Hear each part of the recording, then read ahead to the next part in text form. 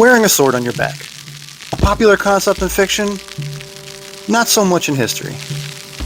But why is that? There's a lot of opinions on the subject, but I wanted to find out for myself. And as a sword YouTuber, I think I'm obligated to do one of these videos. I did a reverse grip video, so I think this makes me official now. This topic has been covered quite a bit by other content creators, and I believe I've come up with a few points here that other people haven't thought of. And if nothing else, this will act as a visual resource for people who are interested in this style of carrying swords. So I got my hands on a functional back harness, and took it out for a little adventure in the snow. I'm just going to show you what I discovered, and let you decide what you think. Now I have already done a hiking video featuring this back harness, but I feel like it warrants its own video. First of all, wearing swords on the back was done historically, mostly in China and Japan. The focus on this video will be on European-style swords.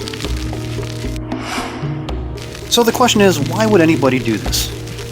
Why would someone, specifically in a historical or even a fictional medieval-style setting, carry a sword on their back as opposed to more traditional ways?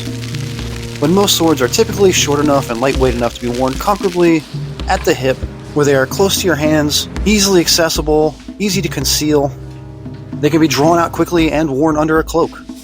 Even swords like the so-called longsword or the rapier can still be comfortably worn around the waist, drawn out and concealed under a cloak in the same manner. Since historically most swords were considered status symbols, keeping them in good condition was very important, and for that you typically need a scabbard. Scabbards protect your blade from harm, and they protect you from your blade. Drawing a sword from your back while it's in a scabbard is very difficult, because the blade has to clear the scabbard. This is doable for short swords. The shorter and lighter a weapon is, the less sense it makes to even wear a sword on your back. You typically only wear anything on your back when it's too difficult to wear somewhere else. What about the largest swords, like the big two-handed war swords, montantes, or great swords, or zweihanders, or whatever you want to call them?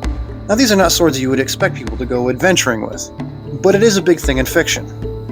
Wearing these swords on your back would be a very bad idea. Most of them have large, complex cross guards that protrude out in 4 directions. I don't think people realize how big these guards typically are, but they can be absolutely massive. They also have sharp quillons, just past the ricasso. These quillons make it very difficult to put these swords in a scabbard, and even if you could, unsheathing them is more difficult the longer the blade is. There are special techniques for drawing single-bladed swords, but drawing a double-bladed sword like this is a little less comfortable. And all of these problems are magnified when you try to resheath the sword. All of this would make it very difficult to wear this kind of sword on your back. These swords are traditionally carried over the shoulder, and in my opinion that's the best way to carry them. After having done it myself for a few hours. Over the shoulder, the weight and size is managed easily, and you can turn in tight spaces or with people around you, and still launch powerful attacks off your shoulder. The type of sword that you would want to wear on your back would be one that would be too big and heavy to wear on your hip, but still be pretty simple in its construction and length. The best example for a sword like that is the one I've been carrying in this video this entire time, and that is the claymore. Now, claymores aren't overly long, typically as big as the longest longswords. You know, the sword that we now call the longsword. But they typically weigh 2 or 3 pounds more, and you might not want to wrestle with a 5 or 6 pound sword hanging from your hip.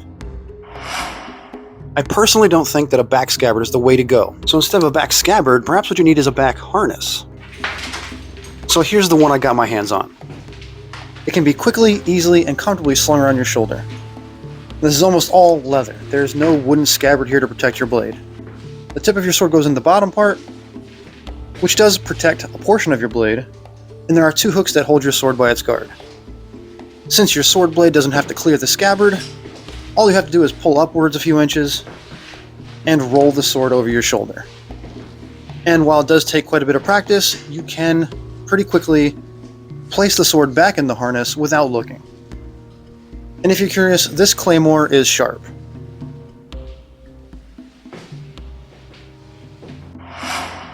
Alright, so let's take a look at how easy it is to get around with this thing. In my last video, we traveled with this harness through a variety of different natural obstacles. Up and down steep hills, rocky terrain, some thick brush, a swampy path of rhododendron, and even a wet cave with a low ceiling. And it was all completely doable. It was a challenge, but you have to learn how to wear it. You have to learn how to steer the head of the sword. It definitely has its cons, and it definitely has its pros. For example, you can do things hands-free. I don't do well down hills. I want both hands to be able to grab onto things. This way I can grab onto trees or swing around them. I could vault over things without having to worry about my sword. And having the sword so close to your body allows you to squeeze in tight places. I got through some pretty tight trees here, and a sword being worn at my hip would have probably been a pain. Walking around in tight spaces like this hallway, actually in some ways easier than carrying most swords on your hip. A long sword or a rapier would have to be steered so it wouldn't bang into the walls. Simple things you might not think about, but sitting down is very easy.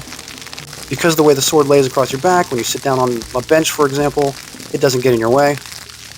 Very easy to get up and draw your sword. Sitting down on the ground can be done. When the sword touches the ground, you're probably going to have to adjust yourself. I even fell down, just for YouTube.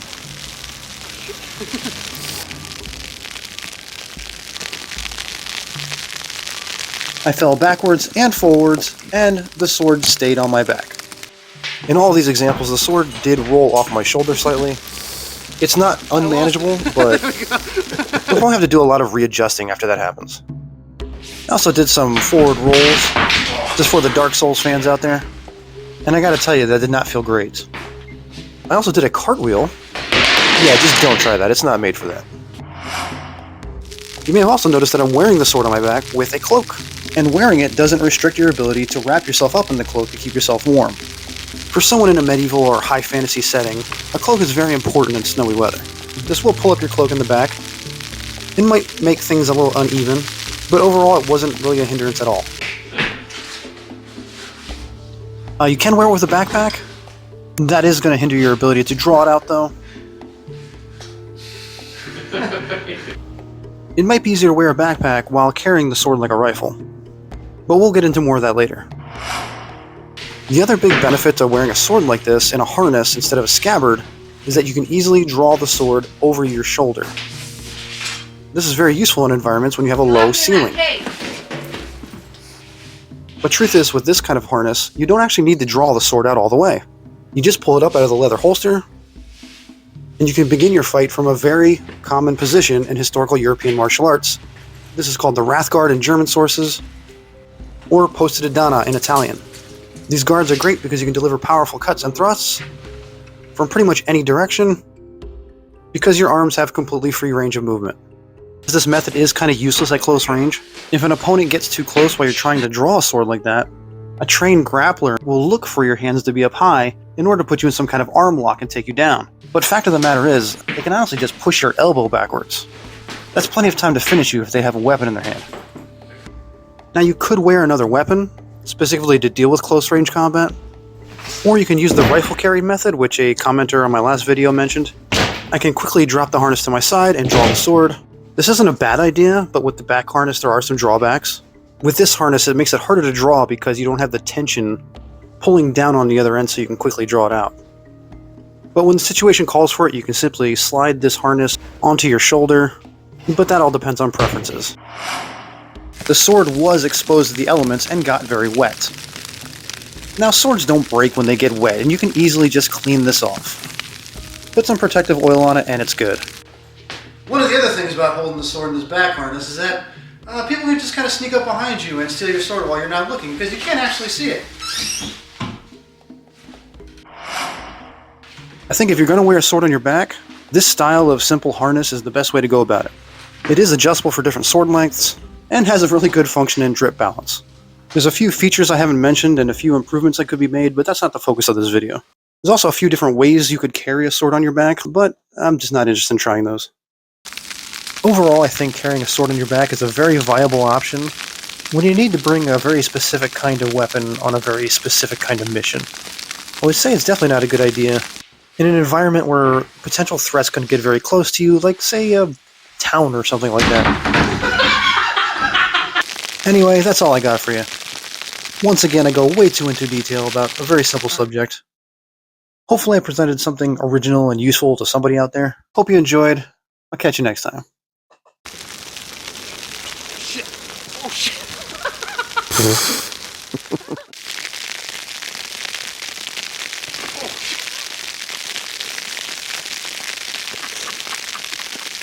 That's going in.